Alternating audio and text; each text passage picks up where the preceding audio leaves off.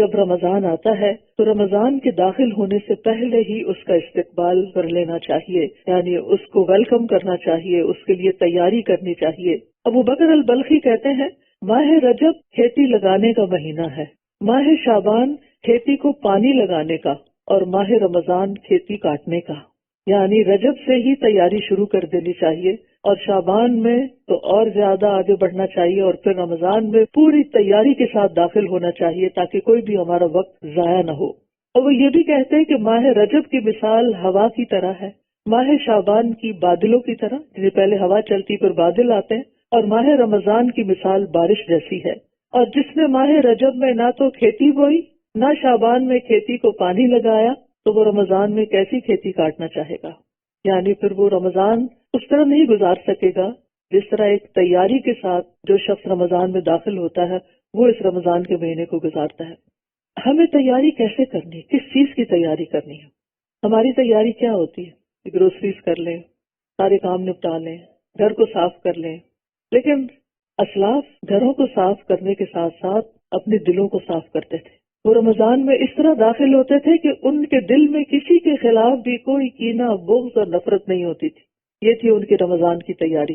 اور یہ سب کچھ کیسے نکلتا ہے دلوں سے؟ اس وقت نکلتا ہے جب دل کے اندر ایمان راسخ ہو جاتا ہے۔ اسی لیے رسول اللہ صلی اللہ علیہ وسلم نے فرمایا، ان ابی ہریرہ قال قال رسول اللہ صلی اللہ علیہ وسلم من صام رمضان ایمانا واحتسابا غفر له ما تقدم من ذنبه۔ جس نے رمضان کے روزے ایمان کی حالت میں حصول ثواب کے لیے رکھے تو اس کے پچھلے گناہ معاف کر دیے جائیں گے۔ گویا رمضان سے پورا فائدہ اٹھانے کے لیے ہمیں اپنے ایمان کی تجدید کی ضرورت ہے، ہمیں اپنے ایمان کو تازہ کرنا ہے اور اپنی نیت میں اخلاص پیدا کرنا ہے کہ ان روزوں سے ہمارا مقصد کوئی ڈائٹنگ کرنا نہ ہو، کوئی صحت اچھی کرنا نہ ہو، تو ہو ہی جائے گی، وہ تو اس کی بائی پروڈکٹ ہے، لیکن اصل مقصد کیا ہو کہ ہمارا ایمان اور مضبوط ہو جائے اور ہمیں اللہ سبحانہ تعالیٰ کے ہاں اس کا اجر و ثواب ملے۔ اگر ہم رمضان کی تیاری کرنا چاہتے ہیں تو اس کے لیے ایمان میں سچائی کی ضرورت ہے۔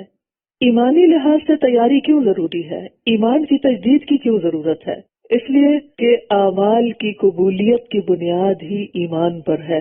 جتنا اچھا ایمان ہوگا، جتنا مضبوط ایمان ہوگا، جتنا پکا ایمان ہوگا، اتنا ہی عمل کا اجر و ثواب بڑھ جائے گا، کیونکہ نبی صلی اللہ علیہ وسلم نے رمضان کی جزا کو، روزے کی جزا کو اور رات کے قیام کو ایمان اور احتساب پر مرتب کیا ہے، اور ثواب کے حاصل ہونے کی شرط بتائی ہے۔ وَمَنْ صَامَ رَمَضَانَ إِيمَانًا وَاحْتِسَابًا غُفِرَ لَهُ مَا تَقَدَّمَ مِنْ ذَنْبِهِ۔ جس نے ایمان اور احتساب ثواب کی نیت سے روزے رکھے اس کے پچھلے سارے گناہ معاف ہو جائیں گے۔ وہ گناہ جو بالغ ہونے کی عمر میں کیے، وہ گناہ جو بلوغت کے بعد کیے، جوانی میں کیے، اور پھر بڑھاپے تک جو گناہ ہوتے رہے، وہ گناہ جو پچھلے سال کیے رمضان کے بعد سے، وہ گناہ جو پچھلے مہینے کیے، وہ گناہ جو پچھلے ہفتے کیے، وہ گناہ جو پچھلے دن کیے، وہ سارے کے سارے بالکل صاف ستھرے ہو جائیں گے جب رمضان میں داخل ہوں گے اور ایمان کے ساتھ داخل ہوں گے، ایمان کی مضبوطی کے ساتھ داخل ہوں گے، کیونکہ کوئی بھی نیکی ایمان کے بغیر قبول نہیں۔ سورۃ الحدید میں اللہ تعالیٰ فرماتے ہیں، آمنوا باللہ ورسولہ وانفقوا مما جعلکم مستخلفین فیہ والذین آمنوا منکم وانفقوا لہم اجر کبیر۔ اللہ اور اس کے رسول پر ایمان لاؤ۔ یہ کس سے کہا جا رہا ہے؟ ایمان والوں سے کہا جا رہا ہے۔ ایمان تو ہے، جیسے ایک اور جگہ پر آتا ہے، یا ایھا الذین آمنوا آمنوا، اے لوگوں جو ایمان لائے ہو ایمان لے آؤ، اے لوگوں جو ایمان لائے ہو ایمان لے آؤ۔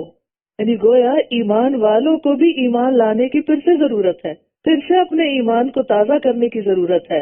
اور یہاں سورۃ الحدید میں بھی یہی کہا جا رہا ہے، آمنوا باللہ ورسولہ وانفقوا مما جعلکم مستخلفین فیہ۔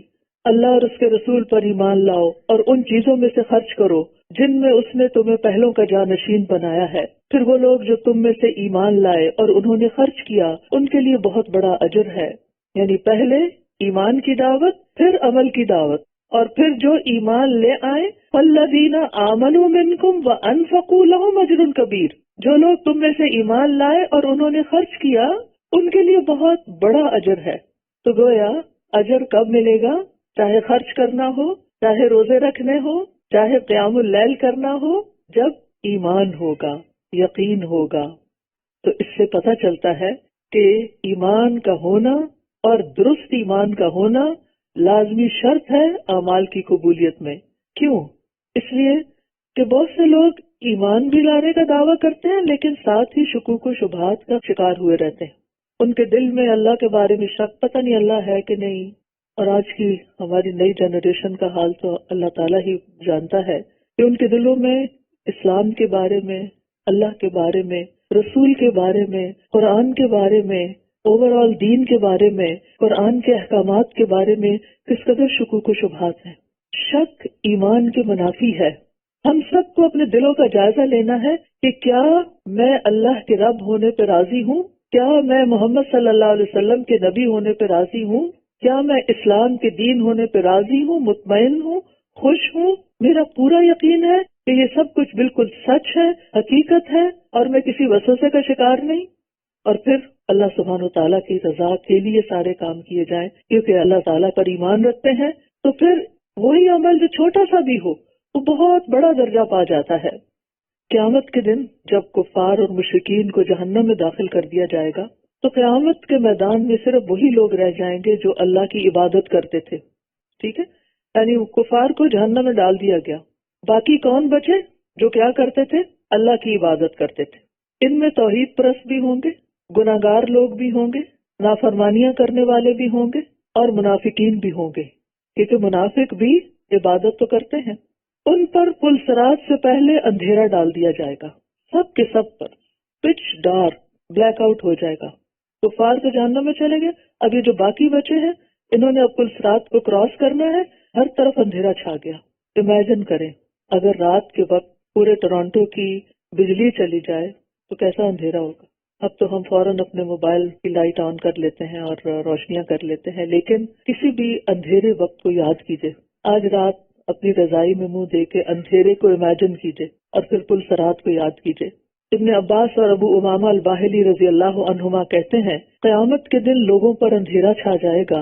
امام ماوردی کہتے ہیں کہ میرا خیال ہے یہ فیصلہ ہو جانے کے بعد ہوگا، پھر انہیں نور دیا جائے گا، اندھیرا ہونے کے بعد نور دیا جائے گا اور وہ اس کی روشنی میں چلیں گے، اور یہ نور ہر انسان کو ملے گا جو اس وقت وہاں میدان میں موجود ہوگا امتحان المؤمنین کے بعد، چاہے مسلمان ہو، چاہے منافق ہو، چاہے نیک ہو، چاہے گناہگار ہو، سب کو نور ملے گا۔ لوگ اپنے نور کے ساتھ، ہر ایک کی اپنی پرسنل لائٹ ہوگی، اپنے نور کے ساتھ چلیں گے۔ جہنم کے پل پر آنکڑے اور کانٹے ہوں گے، جن کو وہ کانٹے چاہیں گے پکڑ لیں گے، اور پھر یکا یک منافقین کا نور پوری طرح بجھ جائے گا، منافقوں کا نور ختم ہو جائے گا، مومن نجات پا جائیں گے۔ سلیم بن عامر کہتے ہیں ہم ایک جنازے کے ساتھ باب دمشق میں تھے، ہمارے ساتھ ابو امامہ باہلی رضی اللہ عنہ بھی تھے۔ جب انہوں نے جنازہ پڑھایا اور دفن کا کام شروع ہوا، یعنی میت کو دفن کر رہے تھے، تو ابو امامہ باہلی نے فرمایا لوگو تم اس دنیا کی منزل میں آج صبح شام کر رہے ہو، یعنی آج دنیا میں تم صبح اور شام کرتے ہو، یہاں تم نیکیاں اور برائیاں کر سکتے ہو، اس کے بعد ایک اور منزل کی طرف تم سب کوچ کرنے والے ہو، اور یہ قبر ہے۔ قبر میں روشنی کہاں سے آئے گی؟ کیا کوئی ایسا سسٹم ہے کہ مرنے والے کے ساتھ ہی روشنی کا انتظام اندر کر دیا جائے؟ ناٹ پاسبل، ہو ہی نہیں سکتا۔ وہ کہتے ہیں یہی قبر کی جو تنہائی کا، اندھیرے کا، کیڑوں کا اور تنگی اور تاریکی والا گھر ہے، یہی وہ منزل ہے جس میں نیکسٹ لینڈ کرنا ہے۔ مگر جس کے لیے اللہ تعالیٰ اسے وسعت دے دے، جس کو اللہ قبر میں نور دے دے، بس اس کا اپنا ہی نور ہوگا، باہر سے کوئی نور نہیں آ سکتا۔ وہ کہتے ہیں یہاں سے پھر تم قیامت کے مختلف مقامات پر وارد ہوگے، اور وہاں تم کسی مقام پر ہوگے کہ لوگوں پر اللہ کی طرف سے ایک حکم چھا جائے گا، یہاں تک کہ بہت سے لوگوں کے چہرے سفید ہو جائیں گے اور بہت سے لوگوں کے چہرے سیاہ ہو جائیں گے، چہروں پہ اندھیرا چھا جائے گا۔ پھر تم ایک میدان میں جاؤ گے جہاں لوگوں پر سخت اندھیرا ہوگا، وہاں نور تقسیم کیا جائے گا، مومن کو نور دیا جائے گا، کافر اور منافق بے نور رہ جائے گا۔ اسی کی مثال اللہ۔ السلام علیکم ورحمۃ اللہ وبرکاتہ، نحمدہ ونصلی علی رسولہ الکریم، اما بعد فاعوذ باللہ من الشیطان الرجیم، بسم اللہ الرحمن الرحیم، رب اشرح لی صدری ویسر لی امری واحلل عقدۃ من لسانی یفقہوا قولی۔